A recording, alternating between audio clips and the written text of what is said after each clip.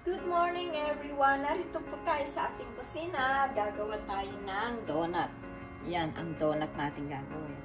Ang process ng ating donut ay naglagay tayo ng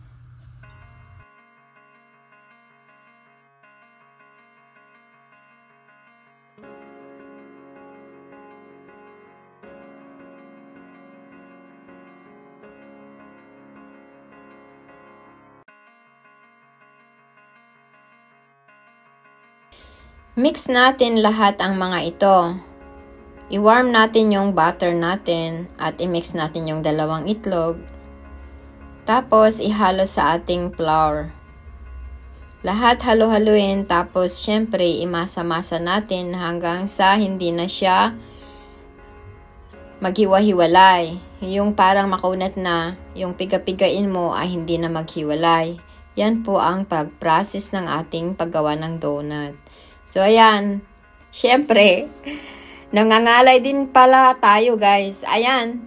Mahirap din pala gagawa nito, pero make effort talaga ang gagawa. So, ayan po ang ating Emma B, na magaling lumuto. First time kong gumawa ng donut. So, tingnan natin. Tingnan mo, oh, galing-galing ko, diba? Imamasa-masa pa. So, ayan po. Ayan, ang galing ni Mama Emma B.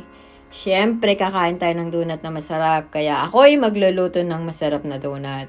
So, perfect po ang araw na ito kasi ang oras ng trabaho ay 3 to 11:30. I have plenty of time to do everything what's in my house. So, ayan po guys.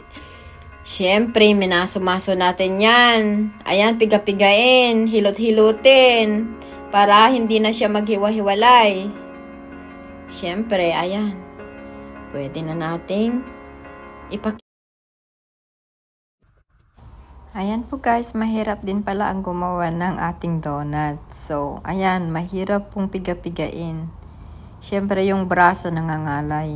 Ayan po guys, so malapit na tayong iset aside. So, ilagay natin ito sa ating ormahan.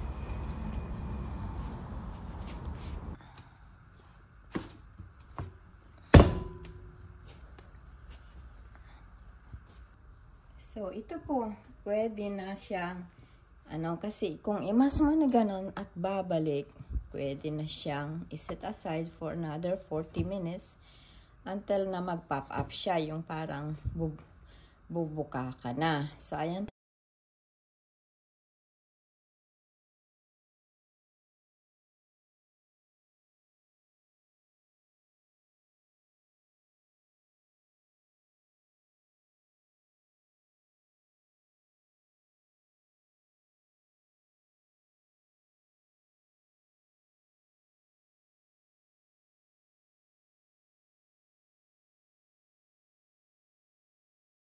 Dahil wala tayong proper tools na gagawa ng donut, so mag-provide tayo ng gagawin natin.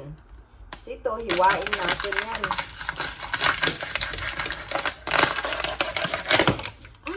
Ay. This is interesting. So gagawa po tayo ng ating donut.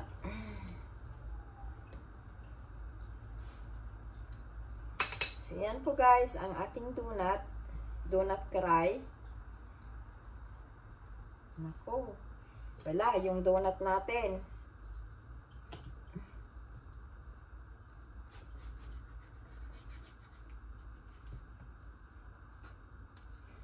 Wala tayong proper tool. Kaya gumawa tayo ng paraan para makagawa tayo ng donut. First time ko pong gumawa ng donut, so syempre hindi ako ready. Kaya ayan yung bottle ng water, hinati ko para pang sa gitna. Tapos yung takip ng ating jar, yun po yung ginamit ko. So, ayan po guys, sana panoorin nyo ang paggawa ko ng donut. Very easy lang pala ang donut na ito. So, next time gagawa tayo ng another kind of donut. Yung lalagyan natin sa gitna. So, tingnan natin kung paano natin gagawin ang mga yan. So, hopefully guys, na manood kayo ng aking video para maka-learn naman kayo ng konti kung gusto nyong magluto. Let me know kung mayroon kayong mga question. Siyempre, magko-comments below na lang kayo. Thank you po!